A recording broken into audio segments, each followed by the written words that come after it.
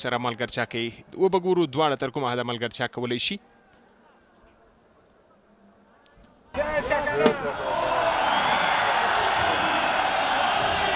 کله هم چې زه ټورنمنټ ته راتلم نو ټورنمنټ لپاره ما خپله تیاري کړې وه. Than chanting for the Amo region or the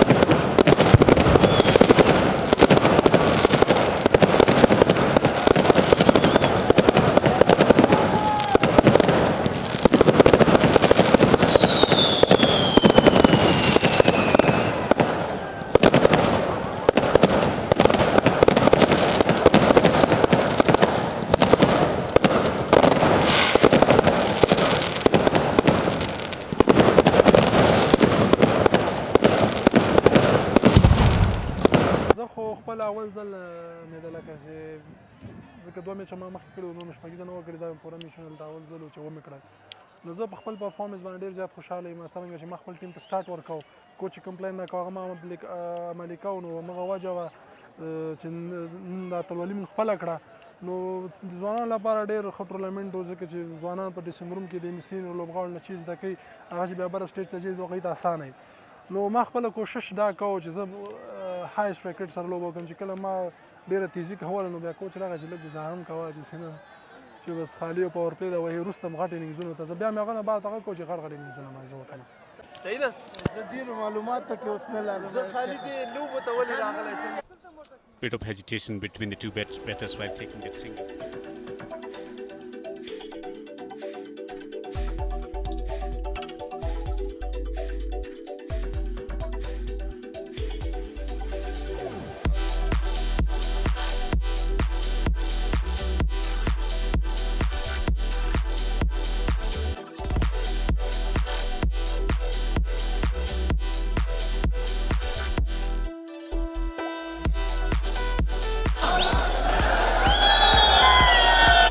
اول سر کې تاسو ته او درنو لیدونکو ته مینوالو ته سلامونه او نیکې هیلې احترامات وړاندې کوم.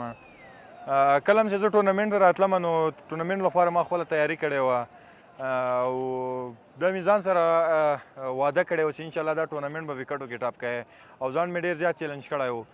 نو هغه و چې کوم خو پلانینګ ما نیولی و کوچ کپتان خو پلان راکاوه خپل پلان مې کوم و د هغه سره راتلم میچ ته او د میچ هغه کوم سچویشنز یې و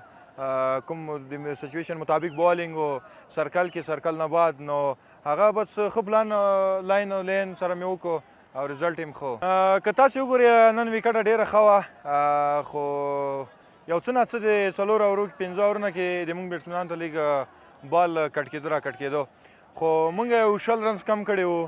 او دغه لامل هم بس میچ وبایله موږ باید 200 پلس کړي وای Will hold the key. Yeah, look at that. Right at the top, at the backdrop, you can see some of the brilliant pictures taken from the drone camera. And the stadium is right in the center of Kabul city, surrounded by a number of mountains. The weather is changing here in